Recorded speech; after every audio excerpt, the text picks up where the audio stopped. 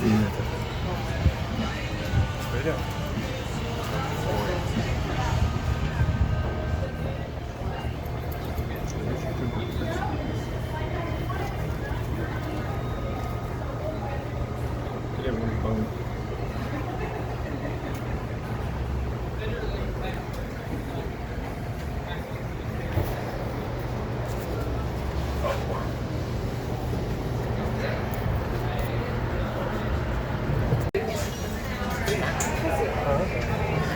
Could probably check out another horse they might have right now. I'm trying to see if I can see the horse. There's the horse.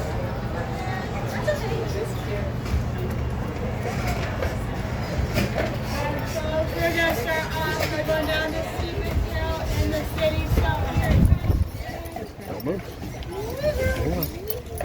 it goes. Alright, so welcome aboard, y'all. My name is Skylar. I'm your guide for the hour. Big man up front here is Tommy. Tommy's a 5-year-old Belgian draft horse. He weighs around 2,000 pounds. He eats around 40,000 calories a day. He can drink upwards of 30 to 35 gallons of water a day as well. Tommy's a big guy. He's also insanely strong. We get all of our big boys from the Amish. In Amish country, Tommy was their plow and their tractor. So from a dead drag with no wheels, Tommy can pull upwards of 4 times his own body weight. So right around 8,000 pounds. Pretty easy for this big boy athlete. These guys are just incredible creatures, incredible athletes, and what we're doing right now is a fraction to what he can actually do. When this carriage is empty, I can pull it with one hand. When there are people on board, I can still move this carriage, and I'm much smaller than Tommy is. So, not hard for me, definitely not a hard gig for Tommy boy up front. You got enough room? You got enough room? Got a what? You got enough room? I got enough room. We've got him for a little bit over a year now.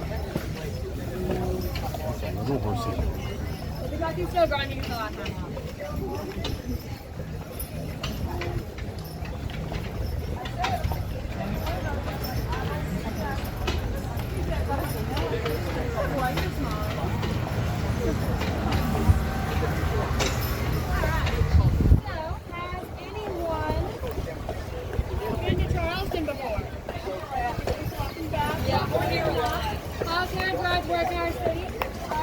District is too big to cover in 1 hour. So we have it divided into 5 zones. We're doing a very high-tech machine. It's a 1960s single ball machine. We randomly select where we're going today. So completely random. We're going to go. We're going to go. The button for our ball pops up. And now we're going to hang out for the next hour. So step down. Keep me on my toes. And Tommy on his toes too.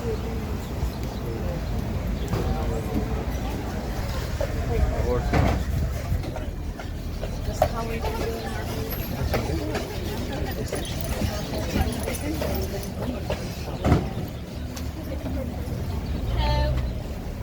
I got carriage 350 with Tom, and I have 14 on board.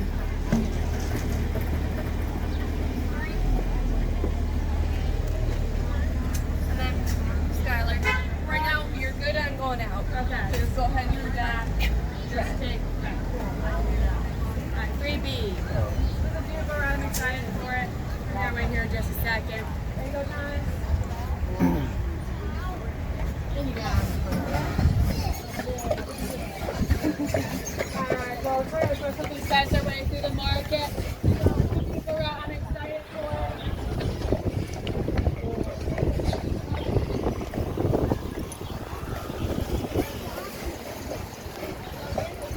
Making our way to the market. Don't have a chance to go out to the market at all yet.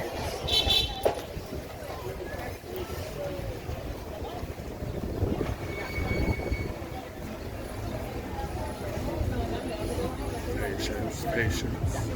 Just a little pissed off. A little bit. Anyway, we're eventually making our way in here. We're getting here.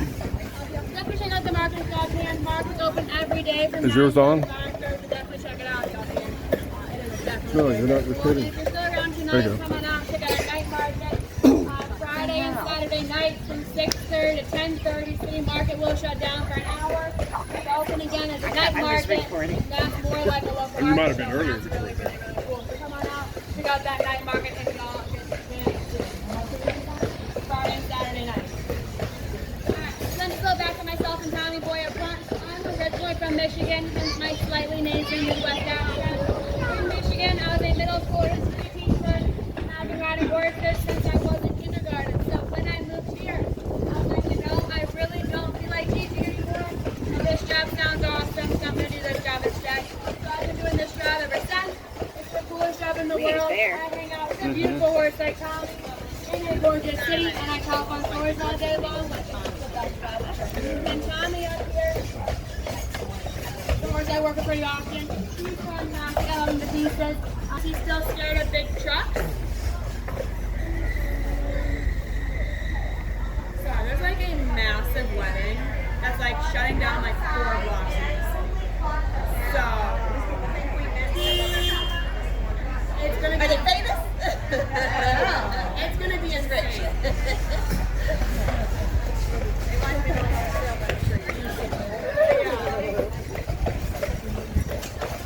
It's gonna be insane. Yeah, maybe what? Yeah, no, this is cute. So, yeah, every once in a while, like I said, he might be getting a little bit spooked by some stuff. That's not a big deal. That's the Tommy and Tommy. That being said, though, please stay seated the entire time. That's number 1, safety on board. The other big thing, hold on to your stuff. All right, Tyler, you're trying to go on.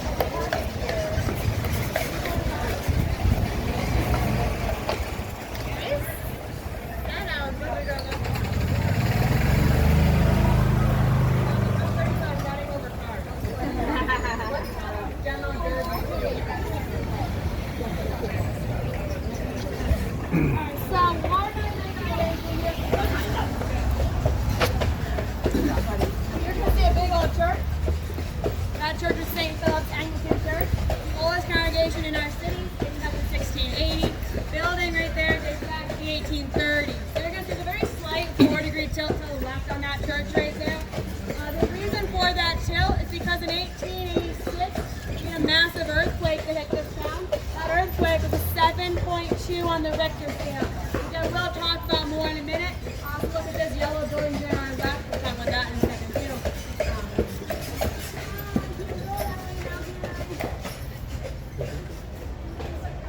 I think they steered me wrong. This is the way I'm supposed to go.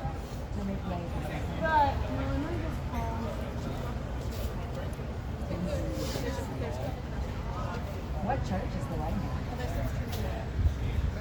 Maybe they're not blocking it. Traffic jam. I need to turn. Traffic jam.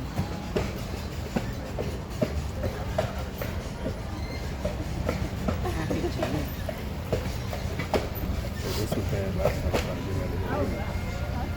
Where's the band? Oh my goodness. We're popping a U-turn. Wow.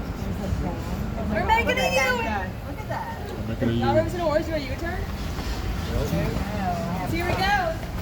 Come on, let's show what you got, baby boy. Don't do it. Don't do it. Wow. All right. That's wild. You just take us where you want to. I'm gonna do my best to see where we're gonna go today. We're gonna have a lot of fun. Pretty long.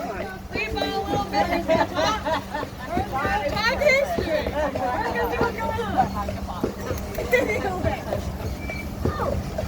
Yeah, so the reason for the tow on that chart, 1886 hit a massive earthquake. Did it count? That earthquake was 7.2 on the Richter scale. So that's a huge, huge earthquake. Dozen journals from that time period.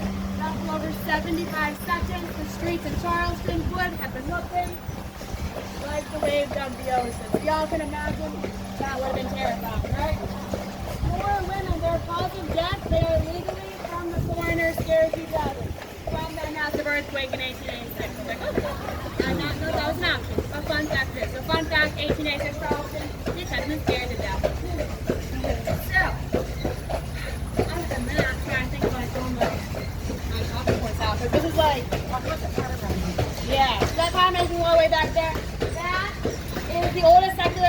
in the entire state of Charleston. That powder magazine dates back from 1713. The fact that that yellow powder magazine is still standing, pretty darn amazing, especially when you realize what was held in the powder magazine. I'm going to quickly call the barn because I'm going out of my zone now. I would like to not keep doing this, where I just zigzag back and forth. So please hold. I'm just going to make sure I don't get an $1,100 ticket. So, Right. I don't have that much money. They can pay it. Yeah. Fill the wedding. Yeah. I should, shouldn't I? Hey. Oh no. Okay, well, please hold. There's a window on the second floor that is not locked. And he jumps out of it.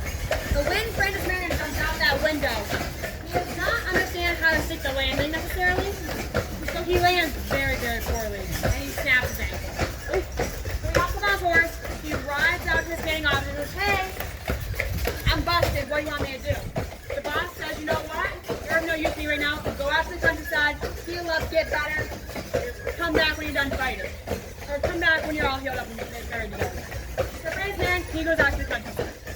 While Francis Marion is at the countryside, that is when Britain stages their full-scale siege of Charleston. They come here, guns blazing, they take over the entire city in 1870. And when they take over the city, they arrest every major, patriotic leader. And they throw them in the old shady drug until they're done. But there's one guy that's not arrested during that time. And that's Francis Marion. So, has anyone seen the movie The Patriot?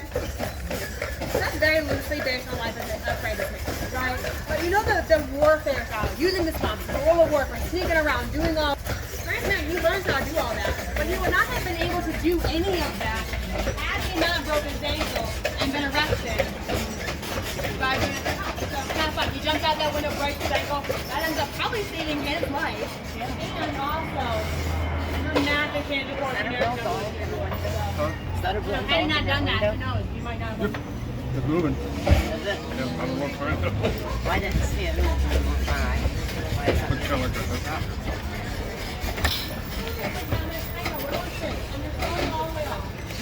What's going on? I don't know what's going on. We are done now. 1, 2, 3, 4. 4 of my tour routes in one. So Tom is like, what am I doing? Where am I going? This is something home. He's like, okay. Oh my goodness. Alright, questions? Any questions at all? Where's the little circle? Yeah, so little circles. These are called Carolapis Awards. So we give out around 10 of those Carolapis Awards a year to honor historical restoration excellence. You see that circle on a building. That's an exceptionally well-restored building. General rule of thumb with those little circles is that you've restored your house to around 80% or more historical accuracy. They have expanded the categories out. So now, there are 3 categories for Carolapis Awards. The first and original category is just old exterior historical restoration. Right, that's the big one. Second category is into publicly accessible buildings, like a church, like a theater, like a school, like a shop, that you restore the inside to maintain historical accuracy and integrity. You get an interior Carolapis Award. And the third category is new build. Very rare to have the opportunity to build a new house here. You get that rare opportunity when you build a new house. You're supposed to, that's what happens, you're supposed to build it in a way that honors the historical aesthetics of the building around you. So they encourage them to do that and get a little Carolapis Award like that as well. This blue house is on the market right now. I think when I remember the ad for well, I think that's not more Midwestern there if I tried. I think the ad for this house, it's listed between $2 and $4 million. And it's believed to be one of the oldest houses in the city. So that house, they believe dates back to like 1696. So really, really, really cool house right there. And then on our right-hand side, right side.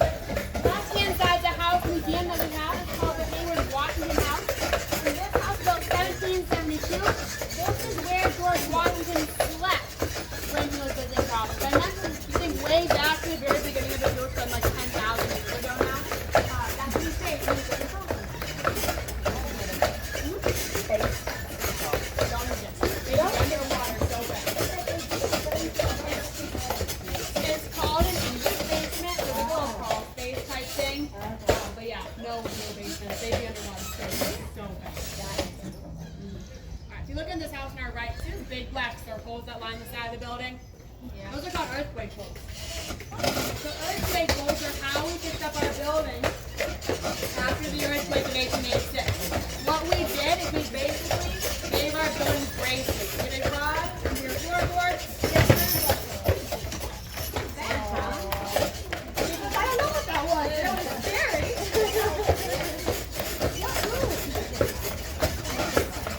Sometimes they see things like, earthquake bolts, that's how we fixed up our building after the earthquake of 1886. What we did is basically gave our building braces. You got a rod on your floorboard, the turn buckle, and over time you tighten. And as you tighten up that turn buckle, you're slowly by so there's some more right there. Slowly but surely bring the walls of that building back together, just like braces do for your teeth. You see those bolts in the building?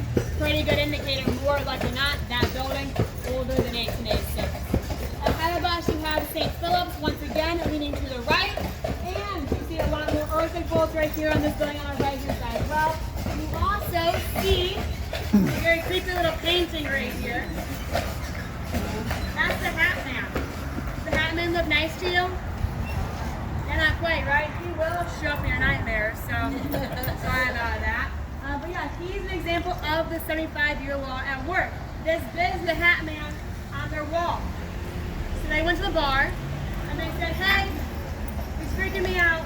Can I get rid of him? The bar said, well, how old is he? I said, we don't know. We'll look into it then. So they do. And they find photographs of this building from the late 1800s with Mr. Hatman on the wall. And he is there to stay until the hands of God take him down.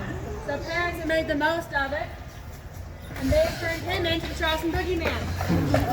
And now they tell their kids, they don't do their homework, or eat their vegetables, the Hat Man will peel himself off the wall, crawl into the storm drain, and sneak into their room to steal them away in the middle of the night. A very famous author learned about the Hat Man. That's going to end up inspiring one of his most famous books and characters.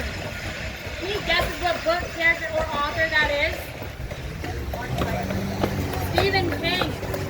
With it, Hat Man's a very loose inspiration for Pennywise the Clown. There's that flying tiger again for y'all, so once again, go check them out. And then up ahead of us, you have the Ford Exchange Building and Provost Dungeon. This is the last building built in Charleston using British money. It was built in 1771. It is one of only 3 places left in the country where the Constitution of the United States was ratified. The dungeon was a military prison and where they used to hold pirates before the pirates down to the White Swan Barn to be hung. The Daytime History Museum, the Nighttime Haunted Dungeon Tour, is a fantastic one to go into and check out. I highly recommend that y'all do so. With this building, one of my favorite stories with it goes back way to the beginning of the tour with George Washington. So in 1791, he did a whole tour of the southern states. So about 7 days here, right? So the Church of St. Michael, he then had a ball at the auction. He had no idea how to handle a president. He's the first one. He heard speech. Well, we don't know who's the first president. So everyone's gone up to George with a first speech. George says, what's going on? Like, well, duh. You're a royalty. You obviously have a curse. Well, who's supposed to do? George tells everyone there, so you know what? We're doing things differently here. You cannot dance with your king, but you can dance with your president. So that night, in the Old Exchange Building in Provo Dungeon, George Washington ended up dancing with over 250 women. If you choose one of the dancing shoes, and allegedly really think, you know, to every woman he danced with. So I've always learned what a narcissist about that. On our right hand side, once again, is 8.5. That house that I briefly mentioned if you flew by it earlier. There's a few tiny little bits house right there. Like that's a big house gone. Now I got that one that's in as well. And then on our left hand side, you have Palmer Street. On the left hand side of Palmer Street, do y'all see there's a brown building? Like black iron gate that's not closed right there? It's this house, I think it's an Acura on the right hand side. That building was Brian's slave farm. Human beings were bought and sold property. What I was at that this is new, and here's our college one.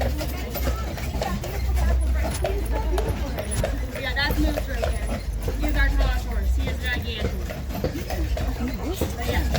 with Ryan Seymour, that is the last place here in Charleston human beings were bought and sold property. That is a part of our state's history that you cannot and you should not forget. So Charleston and this country is built economically, politically, socially, culturally, physically, all on slave labor, and you cannot ignore that part of it. We're the top 14 foreign Atlantic slave trade. It is estimated that between 40 to 60% of all enslaved humans that are brought to North America would have set foot for the first time on American soil right here. That's a very real, horrifying part of our history. So Ryan Seymour is a museum. I do highly recommend that y'all go there, tour them, check them out. Or down by the aquarium, we have the International African American Museum. So I will go through the good ones, heartbreaking ones, horrifying ones, but good ones to go to learn more about that horrifying part of our history. So if you want to learn more about that, definitely check out Ryan Seymour. But even if you don't go there, I do encourage you guys, as you're walking around Charleston, as you look at this very beautiful city, always remember the very tragedy of the wall. Because it was all built on that side. Also, like the haziness that you see in the air right now. I don't know if y'all felt like it's hard to breathe right there. There's massive wildfires in northern Georgia, southern Georgia, northern Florida, and we're getting some of the air impacts of that. So that's kind of what's going on. Every once in a while I'll go through, I'm like, this is so hazy. All right. We're also making our way right now to the French Quarter. This is home to some of the oldest buildings in Charleston. So a lot of what we're passing by right now is going to date back to the 1740s to like 1820s or so. So knowing then that these are some of the oldest buildings in Charleston, what do y'all think most of the old buildings in Charleston are made out of? Brick. They're all brick. They're brick covered in stucco. We don't have natural stone in Charleston. Our closest stone quarry is over 200 miles away. What is brick made out of? Yeah, they don't like the look of brick though. They call brick the poor man's building material. So what they do, they make beautiful brick buildings. Then they would cover those brick buildings in stucco, throwing lines in that stucco to make the look of stone. So all these stone-looking buildings completely made out of that brick. Just put in stucco to make the look of stone. Any last-minute questions now before I start talking about Tommy? Also, thank you guys for being a fun little crowd. Don't make sure my butt was covered. Thank you. All right. Look at us go. Come on, Thomas. Yeah, baby boy. Okay. Anyway. Yeah, so if I'm not going to be where I'm supposed to be, I run the risk of getting an $1,100 ticket. So that's what that tag on the back of my carriage says to do. I'm not going to be where I'm supposed to be for a little bit, so I'm going to call and make sure that I don't get my $1,100 ticket. Because that, I don't got that much money. So I also don't want to be doing that in the street for the next hour or so. Because there's only so much to talk about on that. Yeah, so we will be coming home through this street too, so we'll talk about a lot of this more in a little bit. But with that powder magazine, like I said, the oldest secular building in Charleston dates back on 1713. The fact that it's still standing there is absolutely incredible, especially when you realize what was held in a powder magazine, right? Any guesses as to what was held in a powder magazine? Just gunpowder, right? So not to imagine, you really don't want that to explode. They actually designed that building with an explosion in mind. The walls of the powder magazine are about 3 foot thick, and the ceiling was around 2 to 4 tons of sand.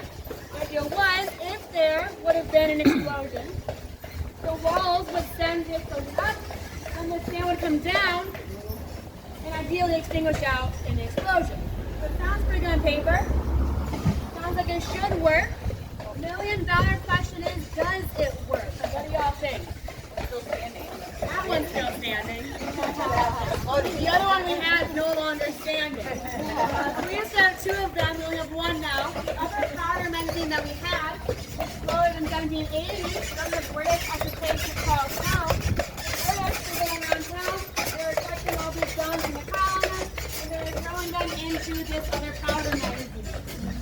But they weren't unloading any of the guns. So the colonists realized that, over, start their musket, opening one of those guns to explode, and eventually that's exactly what happens. The gun goes kaboom. The wall, if the job as intended, they send the explosion up.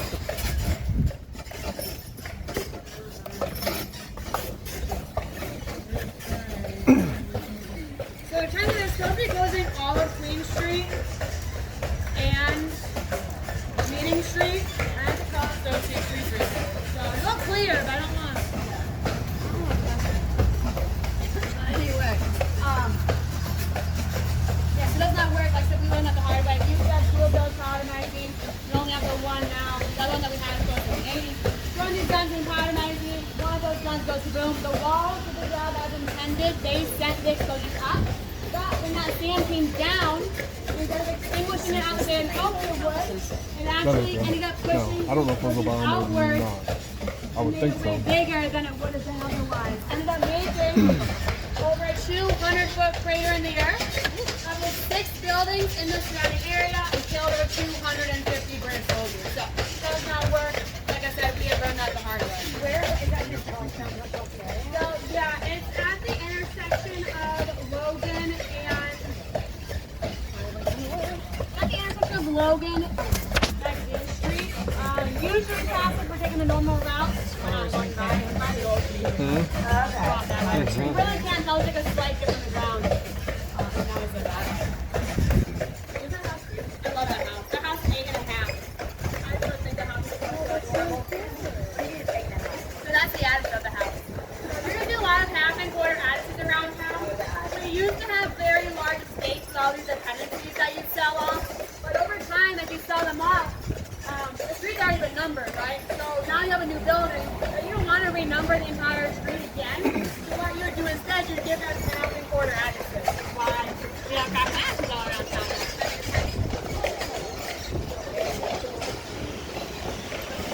There's this big old building here on our right-hand side. This is the old exchange building in Provo. No. This is the People's Building. This is the first tall building that we have here in Charleston. This People's Building is 9 stories tall. Don't have to break it up too much. Look at the top of it. But when we built this, we not traumatized our city. We're like, oh my gosh, we have now ruined our skyline. So now we have a building ordinance in place that because of this building, no building in our tallest church steeple, which is St. Matthew's, down on King Street, about 297 feet tall. Nothing can be taller than that because of that building. So now, this is People's Building right here. Because it's so tall, we actually put our first elevator in it. It took a very brave man to go up and down that elevator for the first time. Anyone know anything about President Taft? He's a big guy. He was the president that set his bathtub. And he was the first guy ever to go up and down the elevator. So yeah, so it became so popular that, well, if he can do it, anyone can do it. It became so popular that had to start charging a nickel anytime someone wanted to go up and down the elevator. It became like a cross the roller coaster. Alright, so here in Charleston, we have 2 big hobbies. One of our #1 hobbies is we like to daydream. And that's a pretty strong thing. We're also sailing town, right? Our 2 big hobbies, being on the water and daydreaming. And we realize that's even better. That's pretty historic. We're a sailing town. Sailors like to drink, but drunk sailors and coffee sailors and business owners don't like sloppy sailors. So our city took some liberties to limit the consumption of alcohol, including making it illegal to sell alcohol. There are places like the Blind Tiger there on our right-hand side to come into play. So with that Blind Tiger, it became illegal to sell alcohol. You could still consume it, but you can't sell it. Therefore, they figure if you can't sell it, you can't buy it. Therefore, people will stop drinking. Where there's a will, there's a way. And we found our way with the Blind Tiger. So pub owners started to sell tickets to see a show. Seeing a Blind Tiger, seeing a bearded lady, seeing some oddity. And while you waited for that show to start, you'd get a free round on the house. A couple hours later, that pub owner would come out and say, sorry folks, time is feeling shy. Come back again tomorrow. Maybe I'll see him then. So instead of buying alcohol, you're buying a ticket to see a show that you know is not going to happen. The bar owner knows it's not going to happen. The government does not know it's not going to happen. And that's how they they resolved an issue back in the day. So yeah, so there are allegedly tunnels underneath of that bonfire that was where the water was, so that pirates could, of course, they could take alcohol in and out of the city on the temple right there. And that's a fantastic club. They have a beautiful beer patio on the back. Definitely check that patio out. It's good. It's really good. It's a fun little vibe. It's a nice little vibe. We're now making our way into what's called the Four Corners of War. That's the intersection of Broad and Beach. On your left-hand side, you have St. Michael's Anglican Church. On our left-hand side, the U.S. Federal Courthouse and Post Office. On the right-hand side, you have City Hall.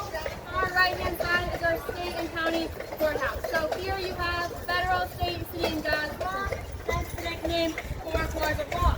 So has anyone heard of Ripley's Believe It or Not? So Mr. Ripley coined a phrase.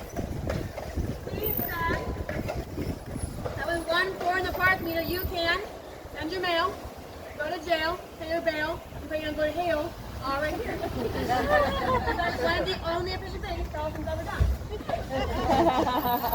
St. Michael's here on our left-hand side. This is the oldest church building in Charleston. It's started around 1760. I encourage you all to go into St. Michael's, look specifically for pew 43. If y'all find pew 43 and you sit there, you are now sitting exactly where George Washington sat when he came to visit Charleston in 1791. It's not fun. Did a whole tour of the United States, spent about a week in Charleston, so went to church there, sat on pew 43. And then the U.S. Federal Courthouse and Post Office on our left-hand side. See a lot of major court cases too. In recent history, anyone heard of like the Murdoch murders on Netflix? How like Murdoch has been on trial there. If you watch Tiger King, it's a very beginning unfolded. Gantho's been on trial there. So lots of big court cases all happened right there. It's always kind of crazy. I know Tommy's like, where am I? You don't go down this road on any tour. So he's like, what are they doing? So way back in our office, a lot of historically significant court cases too. Including one that was a builder to the civil rights court case, Brown versus Board of Education. Kind of like school segregation, right? These segregated schools. When that courthouse building, a court case there 3 years prior, called Briggs versus Elliott, that was about school segregation, but more with the issue of busing. The buses to the black schools were overcrowded and unsafe.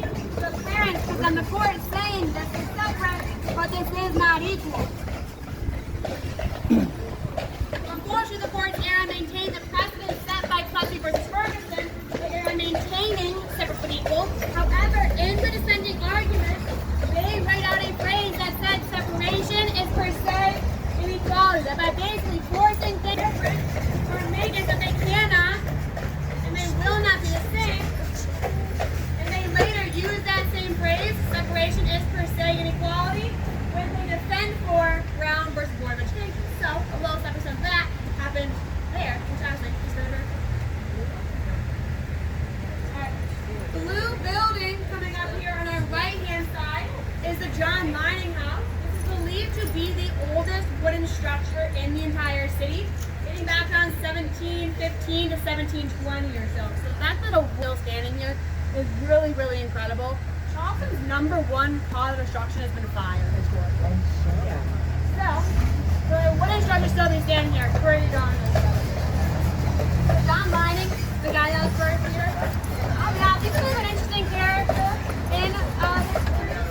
He was a scientist through and through, and he loved to experiment on the human metabolism. So, what he would do is at a dinner party, he would offer you a piece of cheese. But that cheese was tied to a string. He would swallow the cheese, and then 2 hours later, he'd pull the string, pull the cheese out of your stomach, pull it out of your stomach and see what your body did to it because he was testing the human metabolism. I'm like, that's disgusting. I don't have cheese. I don't want to eat my cheese. I want to keep my cheese. So, yeah, like I said, if you had a party, I would not go to it. That's horrible, right? I would not want to. Okay, coming up on our right-hand side, I love this house. It is such a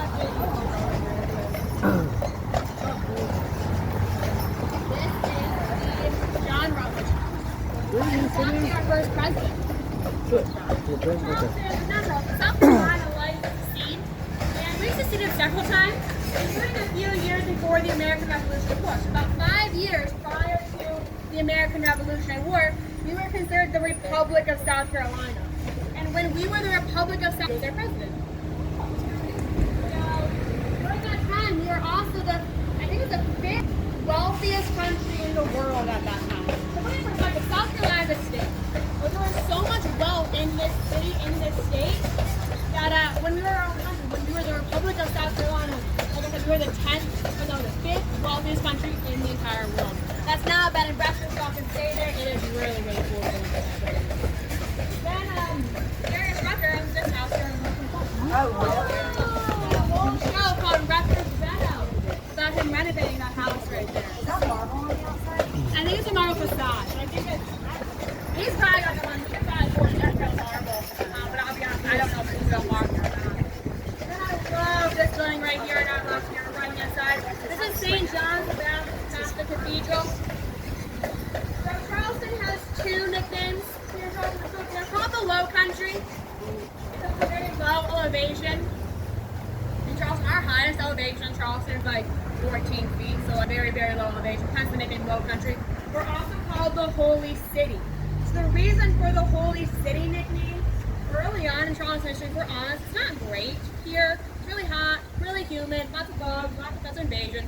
So people aren't eager to come to Charleston when they could have gone somewhere else. So we said, if you come here, you can have religious freedom, believe whatever you want, unless you're Catholic. We thought the Catholics were spies.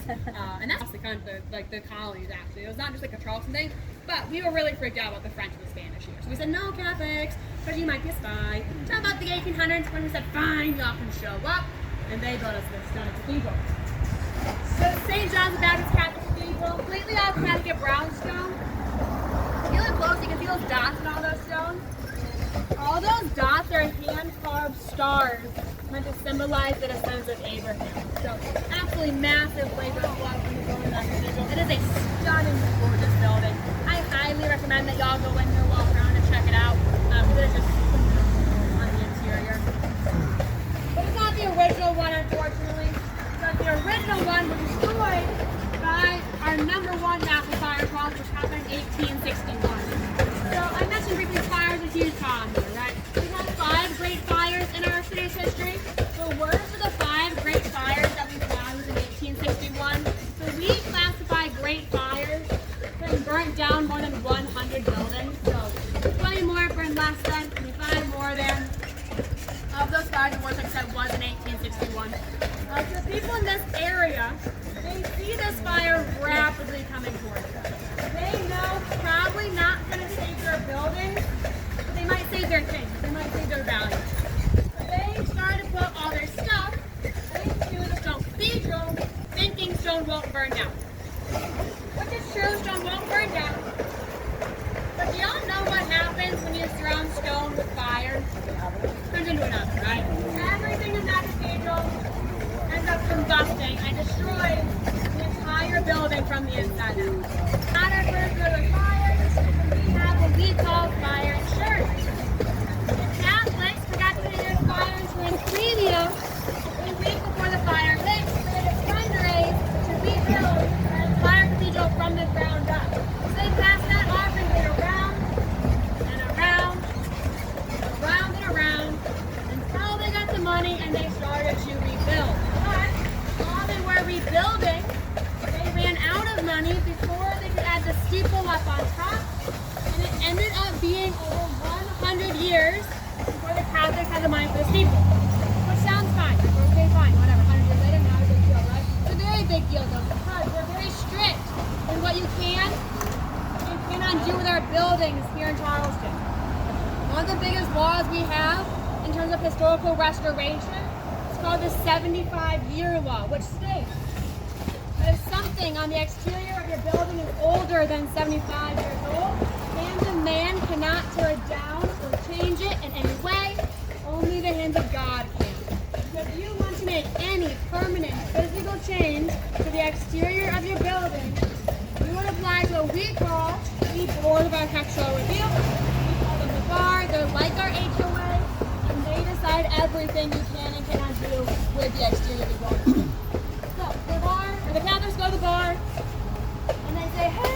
got the money, can we add our steeple?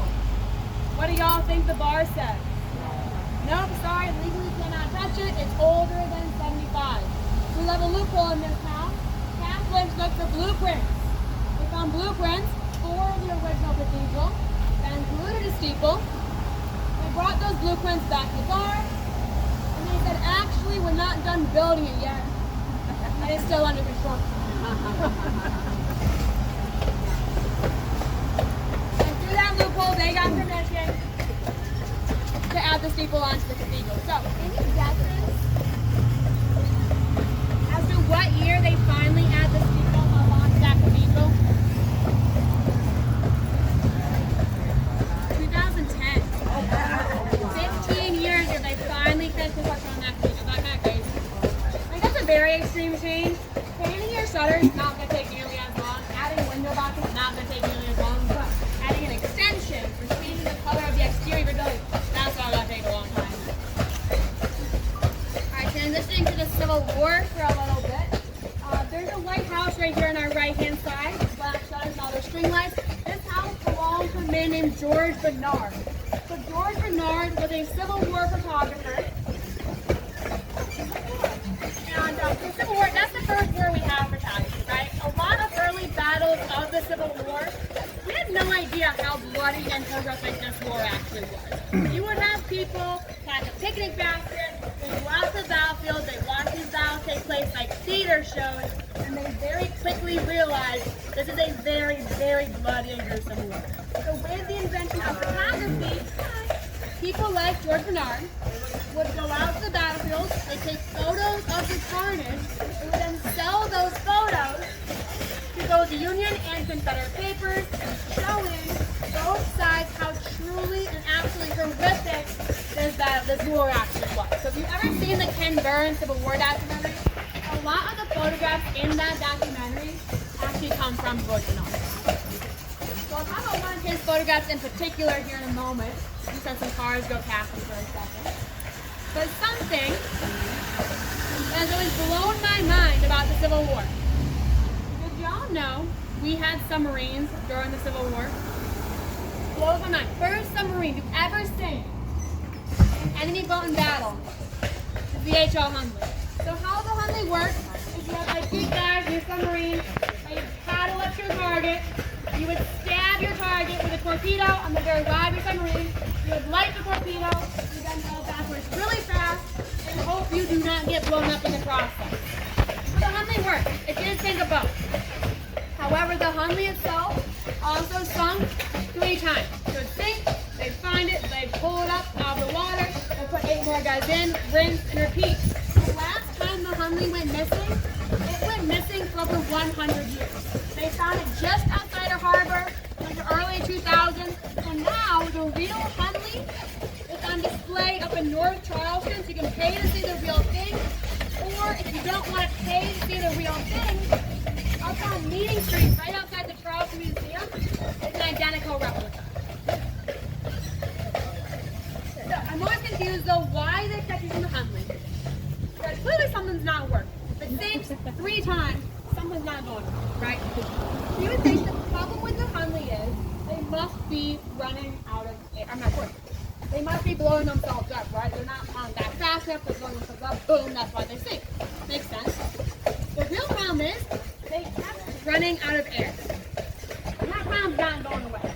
So I'm always confused why they kept using the Hundley when they had an equally good thing called the Little David or the semi-submersible. It worked the exact same way as the Hundley, except the Little David was about 5% above water without an air hole. So use the Little David, use it, right? You're not sinking, you have an air hole. You're not sinking because you run out of air. When they use the Little David once though, it damages the rod on the nose. So it's broken. The South, they beach it.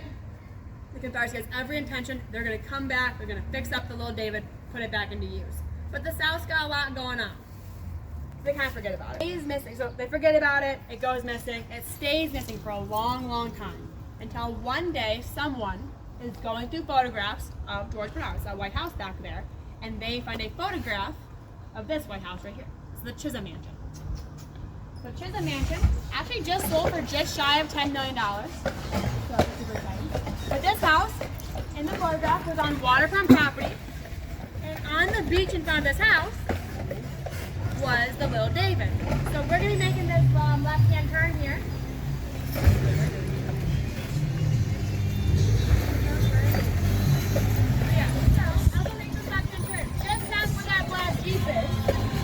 That's where the Little David was last year. On waterfront property. We also have a couple of questions. So one, what happened to the water? Where'd the water go? Two, what happened to the Little David? How did you lose the submarine? So what's really cool is you can actually Google Little David Charleston. You will see the exact same photograph, that same town of the Little David from that house alone. We'll start with the water part. So that's just a quick start. Charleston used to look like a glove, now we look like a mitt. So it's actually considered to be the city's first public works project. The city took a bunch of enslaved people, brought them all around town, had them pick up all the horse poop, all the junk, all the garbage from the streets, and at low tide, they brought that junk, that garbage out to the shoreline, and they filled from the glove to the mitt. So we're on landfill right now. Everything we're on right now is the animals, horse poop, garbage, sewage, basically anything that holds some shape of land is what we are built on right now. But that does not explain what happened to the Little David, right? Head back for a second. You want to see maps of how Charleston grew from the gloves and in? Down by Waterfront Park by the Pencil Fountain, there are 4 concrete blocks that show you century by century by century how we went from the gloves. Which is better. Also, look at this beautiful little bush of roses right here. That's all called a Peggy Martin Rose. Right here, over their driveway right there. That is so pretty. I love when the Peggy Martin roses are blooming right now. Oh, I love that. There's a fun little story with the Peggy Martin roses I'll tell in a little bit. I love that. Oh, that's so pretty. Anyway, but that's not explain the Little David, right? How to do the submarine. So one day an archaeologist, she's on the hunt for the Little David. She learns about the photograph. She learns about our landfill. And she thinks to herself, she's like, a submarine like that is going to take up a lot of space. So what are the odds? They just left the submarine in the ground and filled in the land around it. So she took this new back then invention of LiDAR technology and she scanned Trash Street right there in front of the house. And when she scanned Trash Street in front of the house, she found objects that matched the exact same dimensions as Little David in the exact same spot that the Little David was last seen. So she never actually dug up, did not know for 100% certainty, but like realistically, what else would be the same shape of the Little David, where the Little David was last seen, if not the Little David. So it's pretty reasonable to assume that to this day, there is still a Civil War submarine buried underneath the street in front of the house. Also, take a look right here. So it's kind of falling down a little bit. But look at the corner of this fence right here. Mm-hmm. Do y'all see? There's kind of like a little cannon looking at y'all. Right there. So that's an example of our landfill. They were digging up for a pool, and they found that in the ground as they're digging for a pool.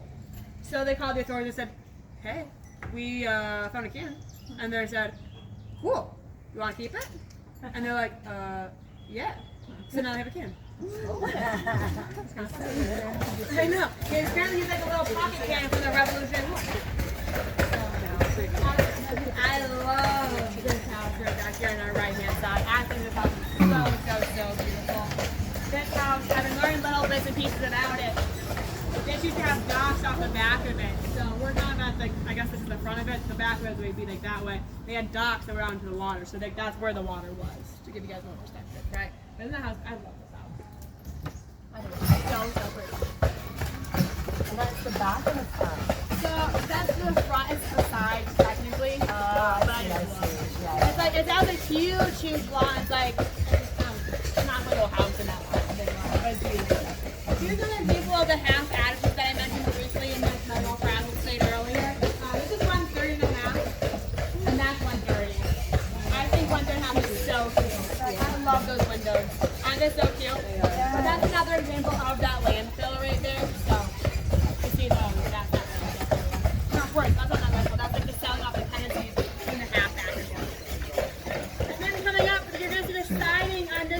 house is kind of wrinkly.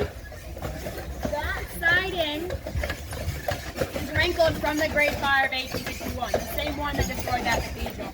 Is actually where that fire died. They found journals inside the house describing their waterfront view of the Ashley River. The reason the fire died is it hit the water. Okay. All right. And I've not forgot about the Peggy Martin roses. I will talk about them. I'll find another example of those Peggy Martin roses. I've been talking a lot. Any questions that y'all have about anything? Any questions about Tommy? What's our city? Who's a Jew? Who's a sea? It's interesting the doors. Yeah, these are called Charleston single houses. The floor plan for these houses goes, they're 1 room wide, so they're 3 rooms deep, they're 3 stories tall, weird silent porch, weirder door onto that weird porch, right? Doesn't quite make sense. What's the point? Why does it look like that? The whole point of that inside of house is to maximize on airflow. We're currently on Carriage Street right now. This is considered to be one of the most historic places in Charleston because it's the first street that goes river to river across the entire peninsula. So that is a wind tunnel. And that wind is how you stay cold. You need to catch that wind from off the water. So because the street acts as a wind tunnel, it's very easy then to harness that wind going through here. That'd be pretty cool. So that's why the houses look kind of like this. The floor plan, the porches, we're fancy, we call them piazzas. They all face south or west to catch the breeze coming off the water. So on a hot day, you're going to open up the windows that face onto that piazza. That's going to catch your sea breeze. When you breeze, that's going to cool your house down. So some sites are showing that catching that sea breeze, cooling your house down, can actually cool your house down upwards of 20 degrees. Here in the summer, 20 degrees, that makes a big difference. But sometimes there's no breeze, right? So what do you do then? That's where that door comes into play. The door's called a privacy door.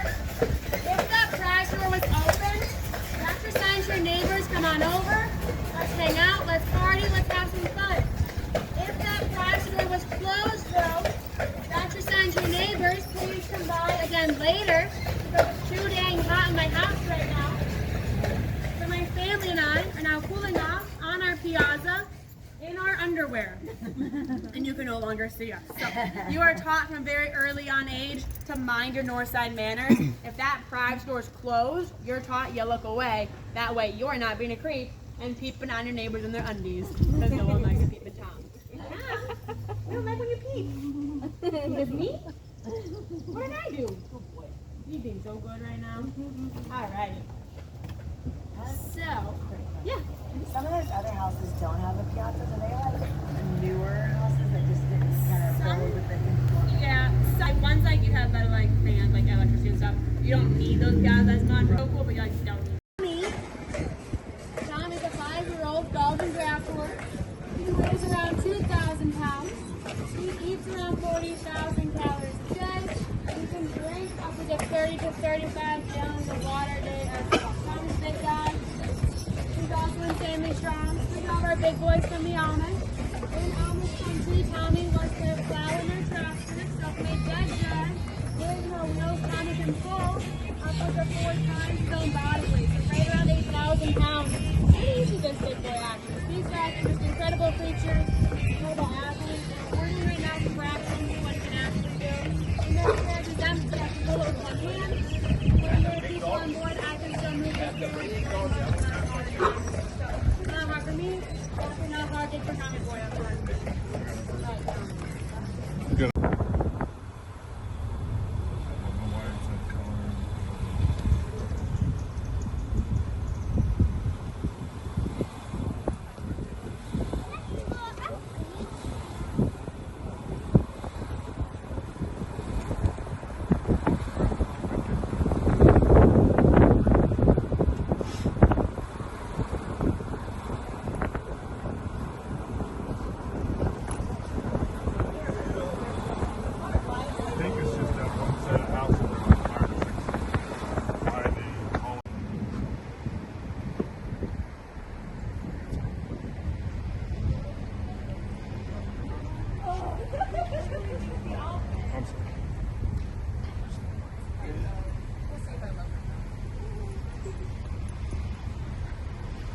get where it's hard to see with all the trees.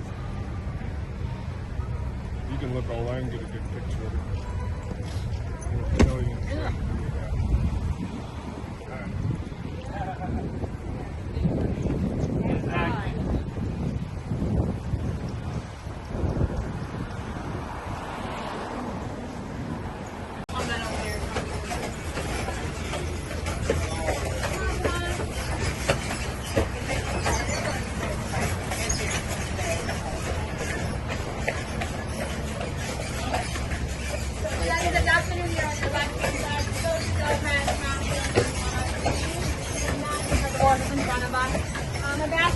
Y'all probably know it, so I got a strap on the side of the carriage.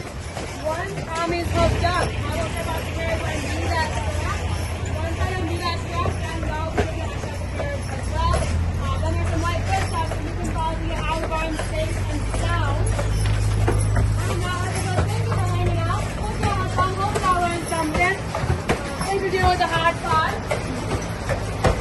Now we're going to hook up here in just a little second.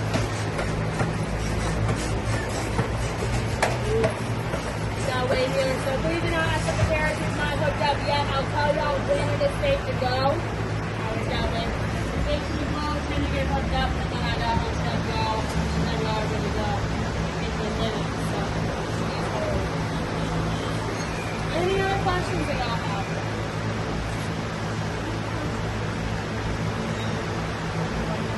I said, give Tommy some love. Tommy's cute. Tommy's great. He's a little boy. He's watching his nose. He will try to share his water.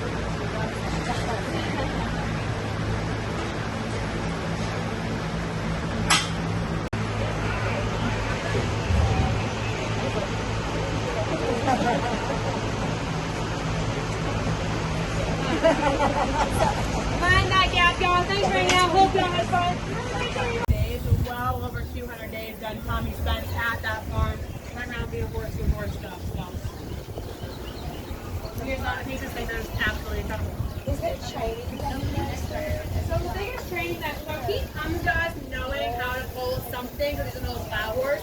The biggest thing he has to get used to that he's still getting used to is the idea that trucks aren't going to kill him. That's the biggest thing. He still thinks trucks are scary, which like makes sense. He went from being the biggest thing in the area to now like a delivery truck will zoom by him, and he's like, it's gonna eat me, and he has to realize that it's not actually gonna eat him. So that's like the biggest thing he's getting used to right now. He's 6, between 5 and 6. No, he knew that one. He's like, where am I? What's going on? This is not normal. But that's good for him too. Good for me. It snaps me out of like my just like play 2A autopilot route. Snaps him out of that too because now he's like, what are we doing? Like I said, you will never get another tour like that. Ever. It was a one of a kind. One of a kind. Been on a lot of these. So you'll never do that one ever again. You'll do elements of that one again, but never that one ever again. In a moment, we will be parking. But when we park, stop on your right hand side. Please step to the right hand side. There will be a slight gap between us and the dock, so mind the gap. And on the off hand chance Tommy wiggles at all, please hold on to something. That way, if he does move, it will not throw you off guard or off balance, and you can exit off the carriage safe and sound. Once you're off the carriage, give Tommy some love. Put him on his forehead, put him on his neck, his nose. He does kind of like to nibble on things, so don't pet his nose. He's not nibbled off anyone's fingers or anything yet. He would yet. So well, he also does like to steal things. He's a little bit of a klepto. He will try to steal hats. He will try to steal jackets. So this guy, he is brand spanking new. So this is Ozzy. Is that why he's on empty? Yeah, he's going out of training. Yeah. Does he still have to get a bigger car? No, for the training days, go wherever they think might be scary for him. He's brand spanking new. He's an example of the French purse round. So he is beautiful. He's the kind of horse that knows he's a handsome horse.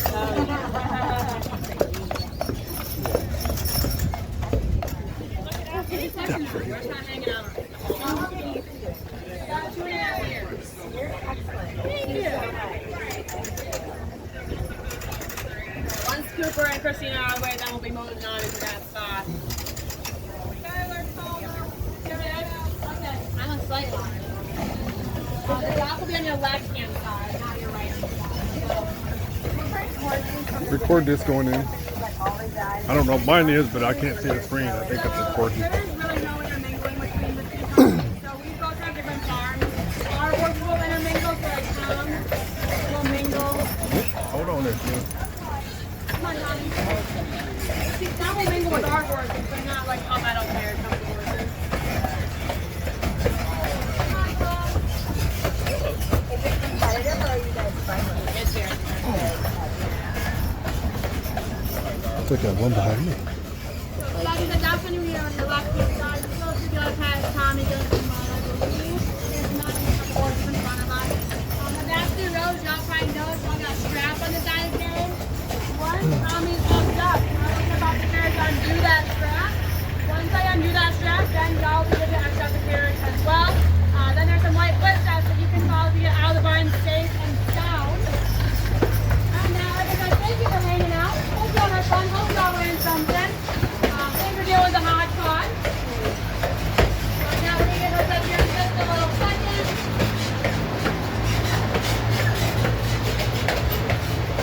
Now wait here. So if we do not have the carriage is not hooked up yet, I'll tell y'all when it is safe to go. We've got to wait. The gates are closed, then to get hooked up, and then I got my strap, y'all, and then y'all are good to go. Taking a bit of so. Any other questions that y'all have?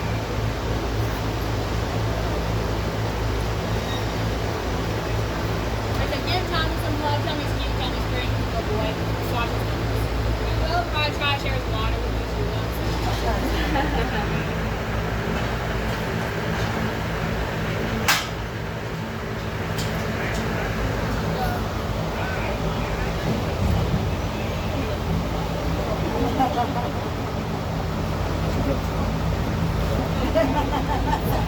Mind that gap, y'all. Thanks for hanging out. Hope y'all had fun. Have a great day, y'all.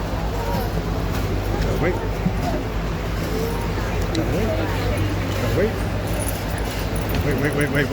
Wait. Hold on.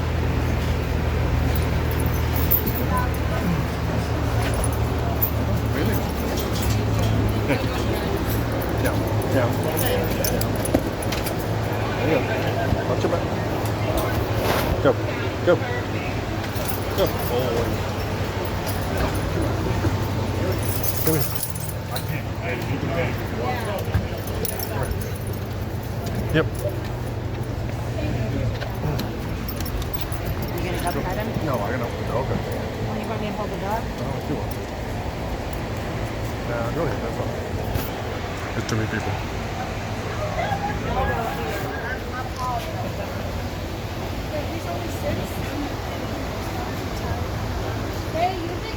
Yeah, okay, all right. You want to pet him? Huh? Okay. I'll have my course book. That was cool.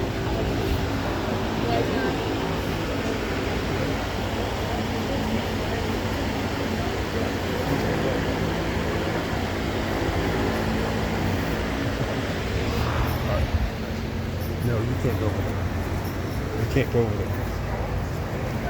Why? Rudy doesn't like dogs?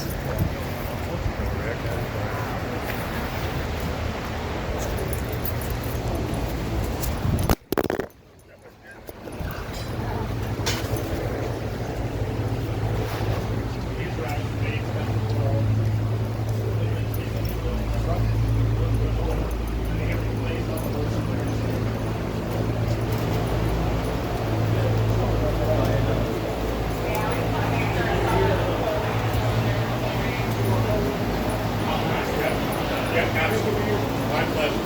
Hey, puppy, such a good boy. Look at you.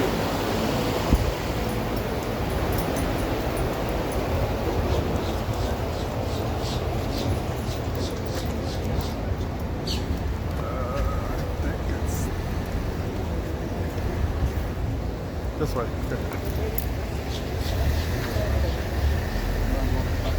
This way? Yeah.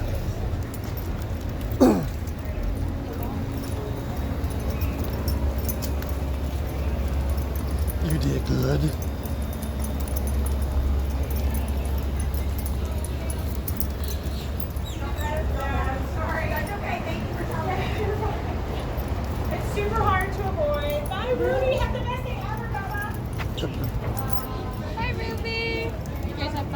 Yeah, that's fun. Thank you. Come on. Come on. Oh yeah, yeah. There's a lot. Now we're not drivers. We don't do the driving. I did the racing. Just wait a minute. I gotta find the right spot. Behind the scenes. I had to find the right spot. Is that what it is? Yes. You know, the guys. Okay, now we're ready. I got the right spot.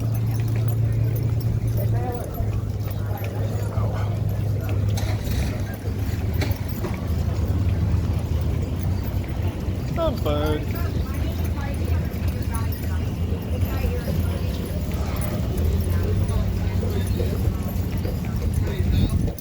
Wait a minute. I can't tell if it's recording or not. My battery's on. It's dead. I think. I mean, it showed the little block.